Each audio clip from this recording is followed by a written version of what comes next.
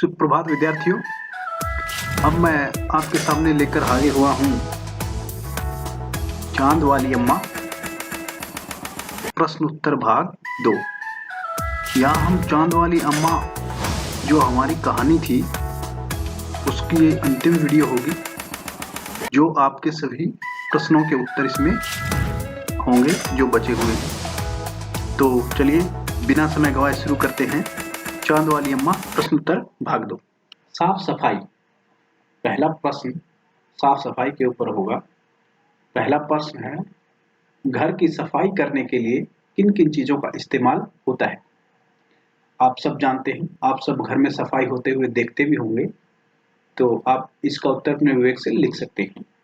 जैसे झाड़ू, झाड़न, फिनाइल, पानी, बाल्टी इत्यादि। तो ये चीजें घर की सफाई करने के लिए यूज की जाती हैं। इनके अलावा भी कुछ और चीजें हैं जिनका प्रयोग घर की सफाई में किया जाता है, तो आप अपने उत्तर को लिख सकते हैं अपने विवेक से, और जो इनके अलावा भी आप चीजें जानते हैं वो भी इस उत्तर में शामिल कर सकते हैं। अब चलते हैं अगले प्रश्न पर। किन किन मौकों पर तुम्हारे घर का सारा सामान हटाकर खूब जोर शोर से सफाई होती है। त्योहार, विवाह तथा जन्मदिन आदि ऐसे अवसर हैं जो जब आते हैं तब घर का सारा सामान हटाकर खूब जोर शोर से सफाई होती है। तो आप सब जानते हैं, जब आप कोई त्योहार मनाते हैं, दिवाली, दशहरा, ईद, तो आपके घर में सफाई की जाती है। अगर किसी के विवाह का अवसर होता है तब भी घर में सफाई होती है, और आपके जन्मदिन के अवसर पर भी घर को सजाया जाता है। ये ऐसे अवसर हैं जिनमें घर पे सफाई होती है। ये मौके हमारे लिए खास क्यों हैं? अब आप सोचिए कि ये मौके हमारे लिए खास क्यों हैं। जो त्योहार हैं, विवाह है, जन्मदिन है, ये अवसर हमारे लिए बहुत खास होते हैं। क्यों हैं? त्योहार, विवाह तथा जन्मदिन आदि ऐसे अवसर हैं जो जब आते हैं तब घर प्रसन्नता और आनंद से भर जाता है, इसलिए ये मौके हमारे लिए खास होते हैं। इन मौकों पर घर का हर व्यक्ति प्रसन्न दिखाई देता है और नए कपड़े पहनकर सुंदर दिखता है, तो ये हमारे हृदय में उमंग भर देते हैं, इसलिए ये सब त्योहार खास होते हैं। सफाई के काम से जुड़े हुए शब्द सोचो और लिखो। जैसे झाड़ना। अब आपको ऐसे शब्द सोचने हैं जो सफाई से जुड़े हुए हैं और उनको लिखना है। जैसे यहाँ एक उदाहरण आपको दे दिया गया है, झाड़ना, तो ऐसा ही आप लिख सकते हैं शब्द कोई भी, जैसे धोना, पोंछना, चमकाना, रगड़ना, धूल हटाना आदि। काम कौन करता है? बूढ़ी अम्मा अकेली रहती थी, उन्हें घर का सारा काम अकेले ही करना पड़ता होगा।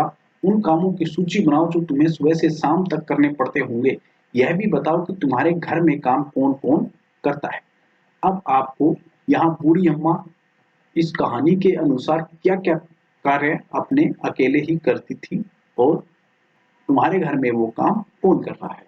बूढ़ी अम्मा के काम और मेरे घर में कौन करता है। आप इस तरह से दो कॉलम आपको बने हुए दिखेंगे अपनी बुक में। पानी भरना, तो बूढ़ी अम्मा पानी भरती थी अकेले ही। आप बताइए कि आपके घर में पानी कौन भरता है। आप अपने घर में जो पानी भरता है उसी के अनुसार आप यहाँ उत्तर दे सकते हैं। माता पिता है घर के अन्य बड़े सदस्य, तो घर में आपके जो बड़े सदस्य होते हैं वही पानी भरते हैं या आपके माता पिता भरते होंगे। सफाई करना, आपके घर में सफाई कौन करता है आप लिख सकते हैं। सफाई वाली माता पिता या अन्य बड़ा, तो आपके घर में सफाई करने वाली आती होगी, या फिर क्या होगा, आपके माता पिता या अन्य कोई बड़ा भाई या बहन सफाई करते होंगे। कपड़े और बर्तन धोना, सफाई वाली या माता जी। ज्यादातर ये काम हमारे समाज में स्त्रियां करती हैं, तो इसलिए वो काम सफाई वाली या माता जी आपके घर में करती हुई होंगी।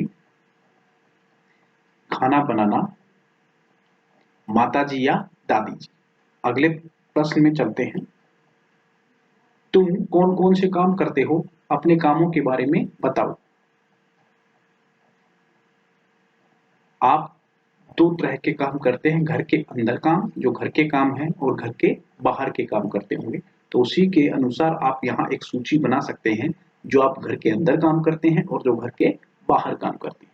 घर के काम जो हैं वो आप यहाँ लिखेंगे। हर चीज जगह पर रखना। अगर आपको किसी के कमरे में छोटी मोटी पुस्तक वगैरह इस इधर उधर अगर बिखरी दिखाई देती है तो आप उसको ठीक स्थान पे रख सकते हैं।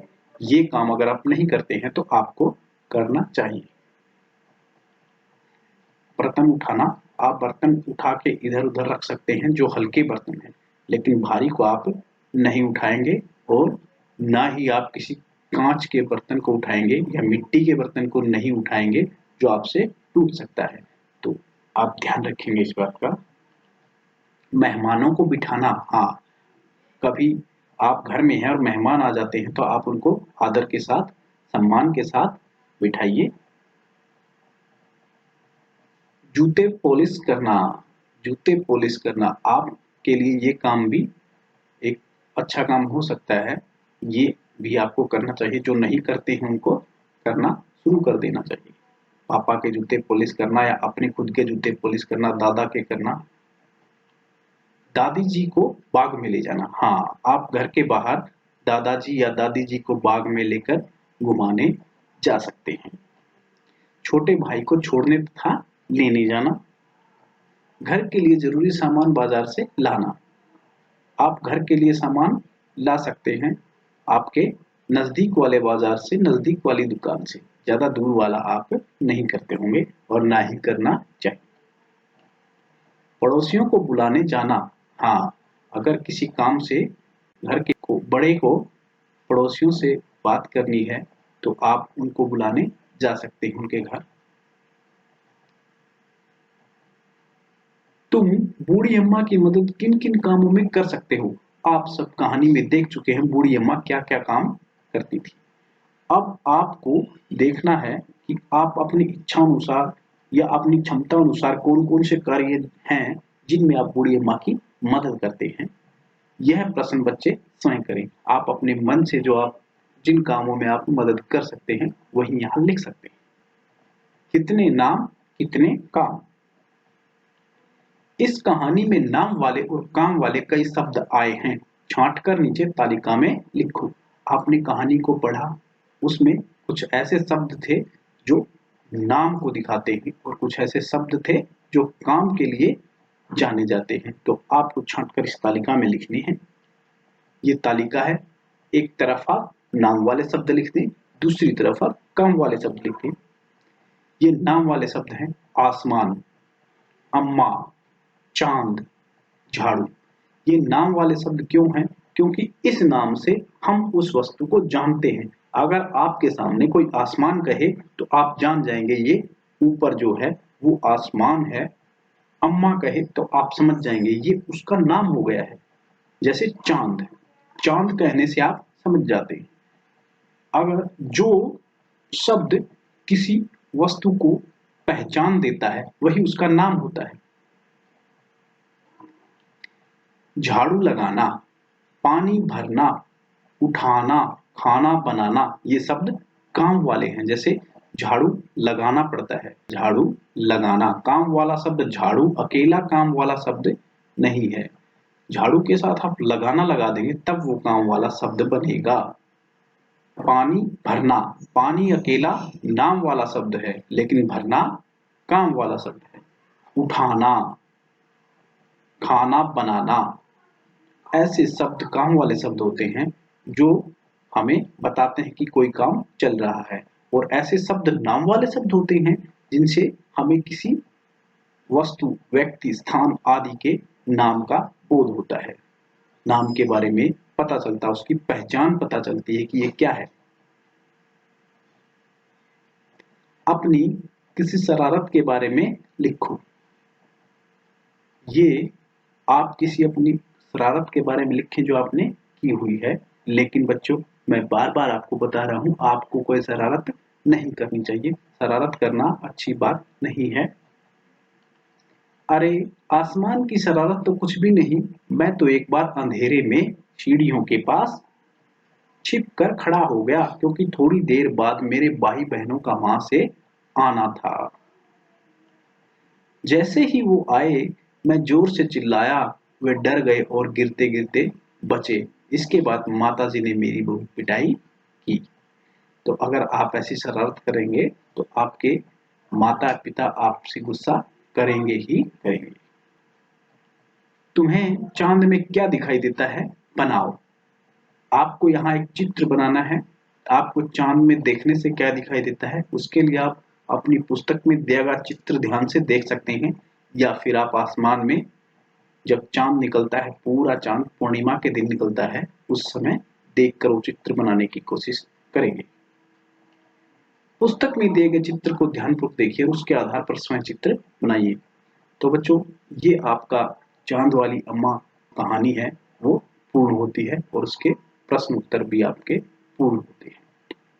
तो आप लोगों को इस कहानी को याद रखना है, लिख कर देखना है। इस कहानी में जो भी प्रश्न उत्तर हैं, उन प्रश्न उत्तर को याद रखना है। यह कहानी आपके परीक्षा में आ सकती है, इसके प्रश्न उत्तर परीक्षा में आ सकते हैं। इसके बाद जैसे ही पुस्तक में हमारी कहानी खत्म होती है, तो उसी के अगले पृष्ठ पर एक चांद और सूरज ऊपर रहने क्यों गए, वो एक कहानी दी गई है। तो उसका वीडियो अगला उसी कहानी का वीडियो होगा, तो उसको ध्यान से देखना है। लेकिन आप लोगों को फिर मैं बात ये बता रहा हूँ दोबारा कि ये जो कहानी चांद वाली अम्मा है, ये सच कहानी नहीं है, ये कल्पना की गई है। ये कल्पना करके आपके सामने क्यों लेके आई गई, इसका अर्थ ये है, इससे आप कल्पना करना सीखेंगे और आप लोग हिंदी में जो शब्द प्रयोग होते हैं वो इसमें आए हुए हैं, उनके प्रयोग से आप शब्दों को बोलना लिखना सीख सकते हैं। इसलिए ये कहानी आपको सुनाई गई है, आपकी पुस्तक में है। अच्छा बच्चों, धन्यवाद। अगली वीडियो में फिर मिलते हैं।